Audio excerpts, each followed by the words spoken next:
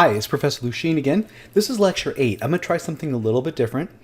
Up till now, I've always had a PowerPoint, and I kind of follow that PowerPoint, and then what I'm finding is then I go to either other PowerPoints or a website or a document. But here's what I want to do this time. I would like to actually just present to you and show you some things and almost do like an interactive. So there's going to be no PowerPoint. I do owe you a keyword for lecture 7. And I'm not going to just say it right out loud because I want to make sure you watch lecture 7. I'm going to make this a very easy one. In lecture 7, I had referred to one of the chapters in the textbook as being important because it contained techniques that I would use and I feel there are more up-and-coming uses. Just give me the chapter number. Say chapter, whatever number it is. There's only 3 chapters that I covered. So please just remember back, there was one of them that was the most important. That's going to be the keyword for 7.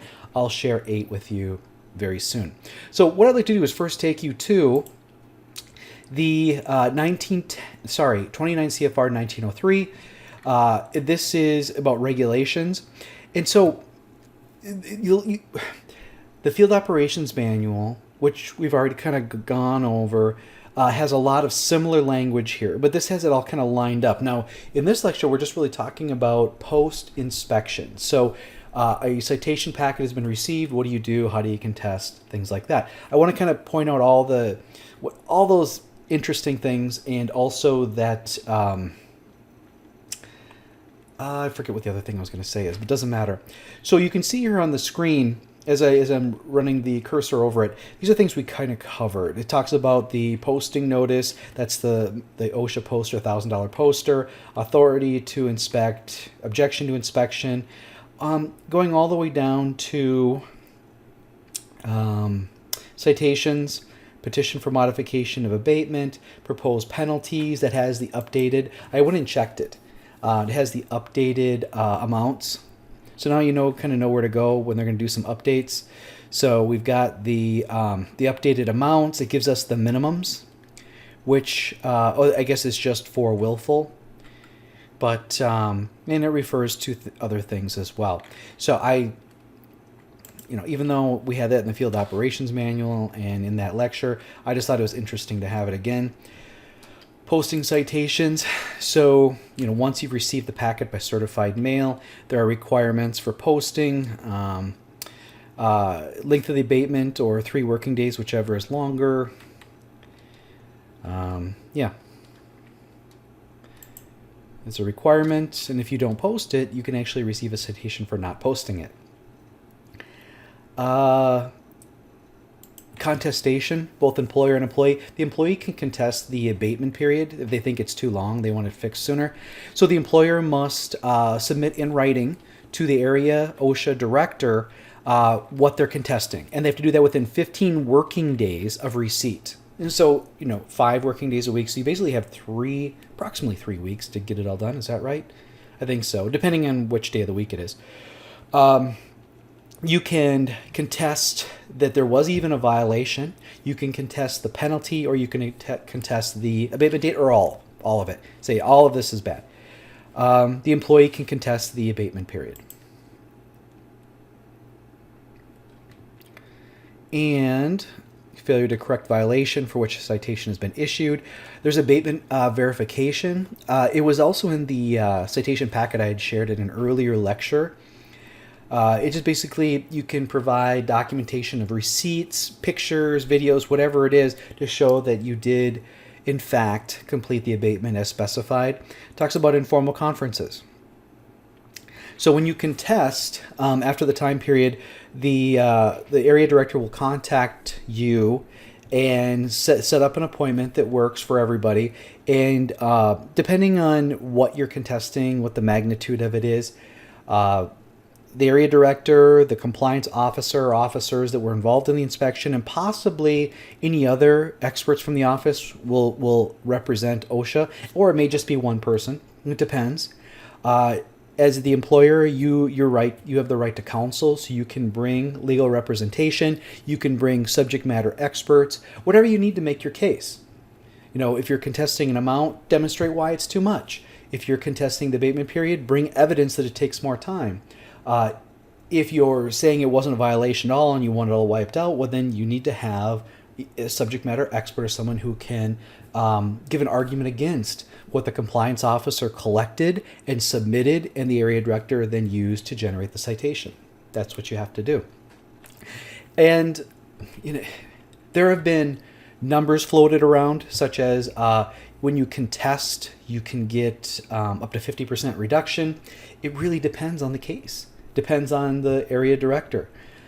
Depends on how ironclad, foolproof the compliance officer's notes were that they submitted. There's a lot to consider there, which is why in many states they offer the ESA, and I talked about that in my previous lecture. ESA, EISA, Expedited Informal Settlement Agreement, in which they say here we'll take 30% off your total as long as you don't contest. It's meant to save time, things like that, and a lot of people take it because they're afraid. When you go to the informal conference, if you don't feel satisfied with OSHA's counter offer to the original citations or whatever it is, you can take it to court. I've actually been to a couple of those, and I found that the judge that oversees these types of cases, it depends on the state. You should probably look into it. But the ones that I had heard actually favored the employer. What I thought was a fairly solid case for citations, the judge overthrew, even though that the employer who contested it didn't provide much evidence. I can't believe they ruled in their favor. So it may behoove you to find out who are the judges that oversee court cases and what sort of judgments they've had in the past. Then you kind of know which way they lean and whether maybe maybe you can try and get more from an informal conference, or if you just got to take the deal that they offer. So that's pretty much everything I wanted to cover, except for one thing, and that is, I'm not sure if I can find it here, but in this 1903 it does say that right after the closing conference, the clock actually starts on OSHA. If 6 months go by, 6-month period goes by, and you have not received a citation packet, they can't send anything. That's the deadline. If 6 months go by and you don't hear anything, you don't receive anything, well, then there's nothing to be received. If it arrives shortly thereafter, you could say you violated, my rights under 1903 for, I guess, a speedy response to a complaint. Now, I would still fix the things that they had pointed out. Again, in the closing conference, the compliance officer or the co-show, it can't say, here are the citations you're going to get. They're just going to share with you the violations that they observed. And then that case report gets submitted to the area director or the supervisors. They review it, and they determine whether something is going to be delivered as a citation and what the penalty amount would be based on what evidence was collected. So that's how it works. Now, you can also get this information from the OSHA Field Inspection Reference Manual. It's like they go on and on and on. And here it basically just reiterates what 1903 says with maybe a little bit more insight as far as setting up abatement periods, abatement dates, showing evidence, the different types of control strategies. Talks about citations, issuing citations and sending them to employers. It's pretty much the same thing. Again, you have 15 working days to contest or pay the penalties. The abatement periods are specific to each citation. The posting is 3 days or the length of the abatement, whatever is longer. If you finish it early, you take it down early. Employees have a right to contest the abatement. It has to be within those 15 working days, which is why it's so important to post. And when you contest, you post the contestation next to the posted citation, and you're supposed to post a citation within the vicinity of where the violation was observed. So I'm already seeing civil penalties of $7,000. So this may be old, and it looks old to me. So I'm not going to continue with this. Next is we can look up companies, and let's see. Establishment name. I don't know. I'm going to pick something out of Wisconsin. How does that sound? Which state had the highest penalties? We're going to go to Texas. Texas. Submit. It may say that there's too many.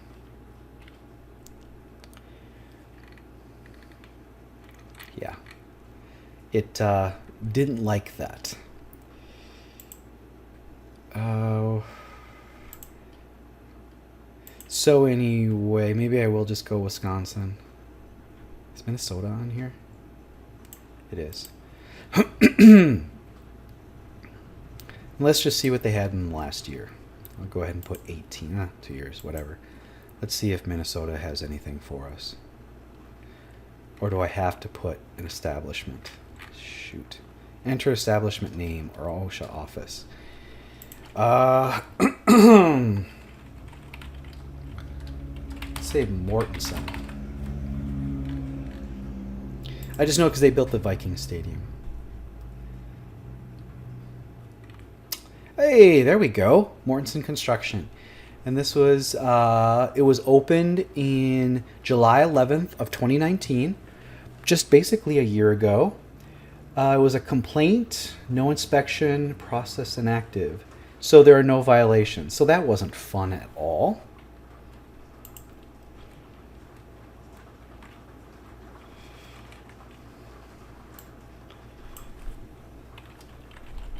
It's another big Minnesota. I'm trying to think. Boston Scientific. My brother works there.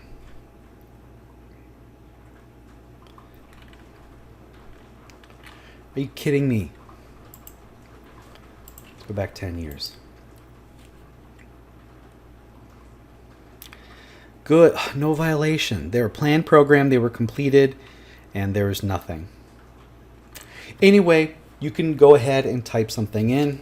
Sorry I didn't have something better for you. But you can also go into these enforcement that had initial penalties of $40,000 or above. This is a much more target-rich environment. So if I click on Minnesota, it looks like, is that the top one? This QA1 Precision. So let's click on this. So I could have entered in QA1 Precision and this would have come up. It would have taken me directly to this page. So this is what the page looks like. So let me show you what we can read here. I'll kind of blow it up a little so you can see it better. So let's see. It was opened on August 12th of 2019. It was located in Lakeville. It's a non-union shop. Here's its industrial classification code. It was an unprogrammed, I'm not sure what REL is, so it was partial, private ownership. It was a safety inspection.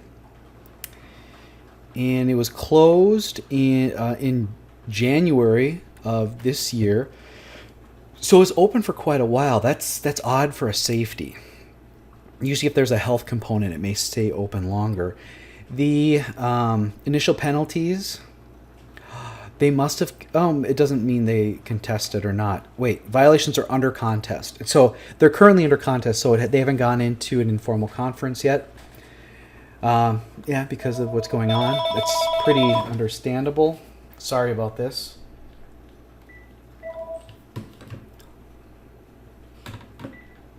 I hung up on them. So they had about 80,000 in serious. They had 44,000 in willful, which is lower than the 135,000 maximum. So let's look at the willful. So it was for a machine guarding. 212 A01 is a basic machine guarding, general machine guarding. They have 4 serious. One was for 106, which is flammable liquids. They got another series for something else, machine guarding. Interesting that they didn't combine them. They got one for hazard communication, which is 1910-1200. H1, not off the top of the head, not sure. Might have been a labeling. It was just for $1,800. And then they got one for a Minnesota rule, and I can't remember which one that is. What happened here? Accident summary. An employee was operating a single access winder and she caught her hair in the rotating shaft, pulling her into the machine and killing. It was a fatality. That's what it was. It was a fatality. So safety, sorry.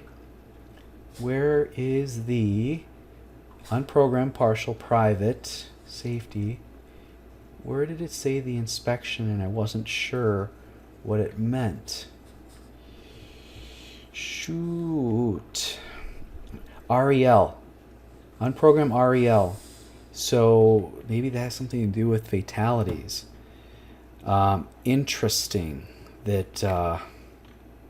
so they got cited for a fatality. So if these things existed, then there wouldn't be. So yeah, if they were pulled into a rotating shaft, yeah, machine guarding is definitely a thing. Two of their larger citations. Interesting that that's at 37.8. So there must have been a multiplier or something they added on there, because we know that the max right now is about 35. Oh no, for serious it's just 13.5. Interesting. I wonder what they did there. Very interesting. If we click on it, let's see if it gives us anything. Oh, I'm already going long. Not much. Not much more. Remember that gravity number? See, there it'd be right there. May have had a multiplier because of the 3. Hard to say. It's also Minnesota. It's a state program, so maybe a little bit different. So that's something you can look up too. So whether there's a certain company you want to look at or see what a citation looks like. Another thing I'm going to do is I'm going to share with you... It is not up yet, but you can look here. I have a link to Ashley Furniture. I think this is the highest citation packet that's ever been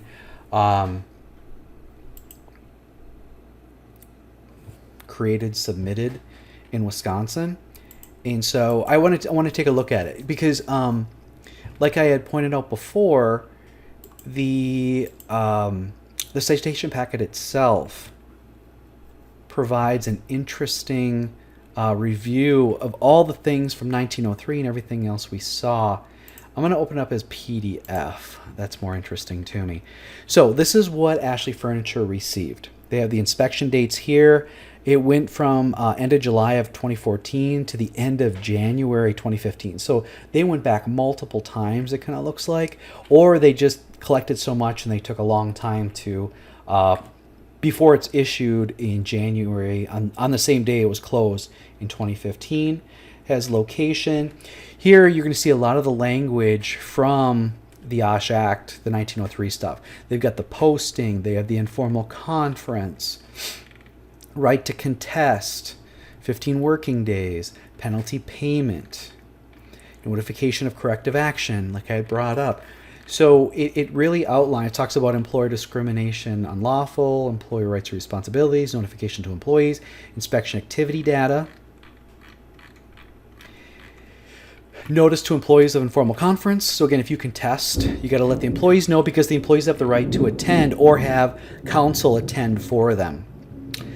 Here are the certification of corrective action worksheets. So this is what they have to submit with evidence when it was corrected, how it was corrected. So now we start getting into the citations themselves, and you can find these packets for anything. I forget when they started posting them. Citation 1.1, it was serious. It was the general duty clause. 5A1, they've got the language for it. What was the source of it? Well, these machines, reset buttons for product can be reset from within perimeter guarded area. So it sounds like you could restart something up in a place where it's not supposed to. They're supposed to fail safe off.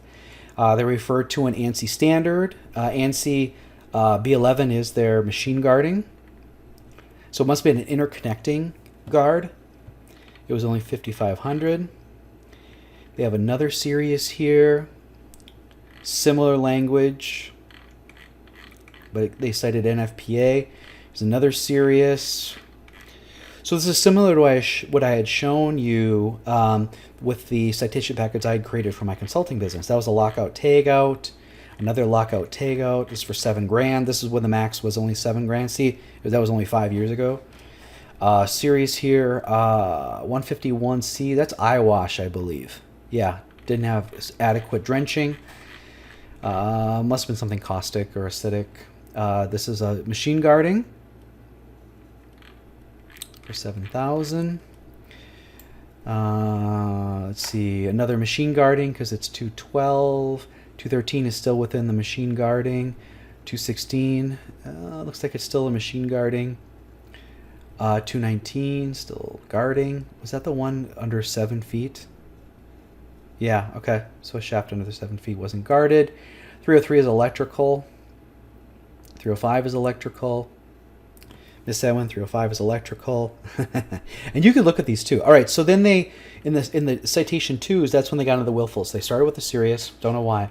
This is a lockout, tagout. They talk about the machine. And this one's for 70,000. So that's the old max.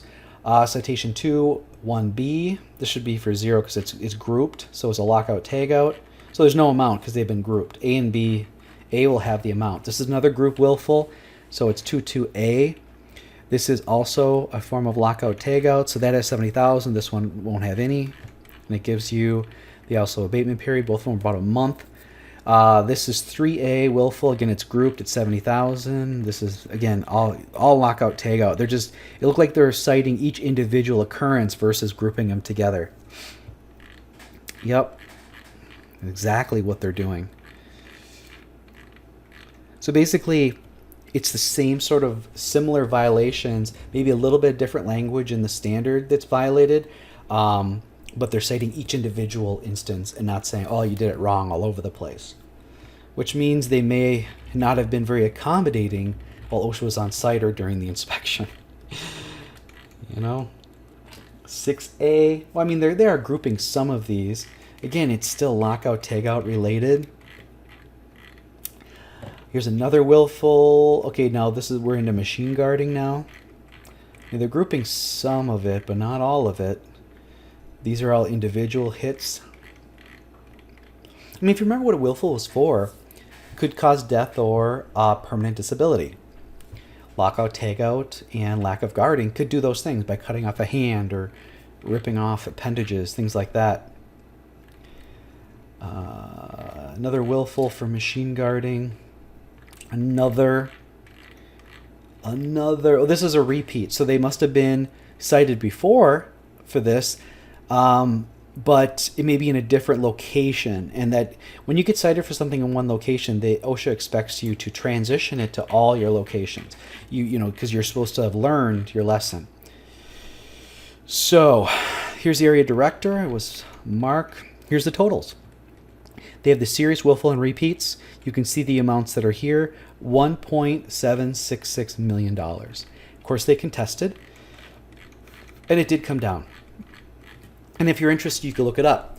The keyword or password or whatever you want to call it for this lecture is Ashley Furniture. Ashley Furniture is because that's what we kind of spend time on. And I want you to kind of look at it. This is all really interesting stuff. So I hope this review of what the standard has, references you can look at, and things you can look up, what a citation package looks like, and hope wherever you go work, if you are inspected by OSHA, and that you could help your employer to understand their rights, that contesting is not a bad thing. Some things you can do, like the judges, where do they tend to lean on these types of cases? Do you need representation or subject matter experts, or is it a simple thing? Stuff like that. So I hope this helped out.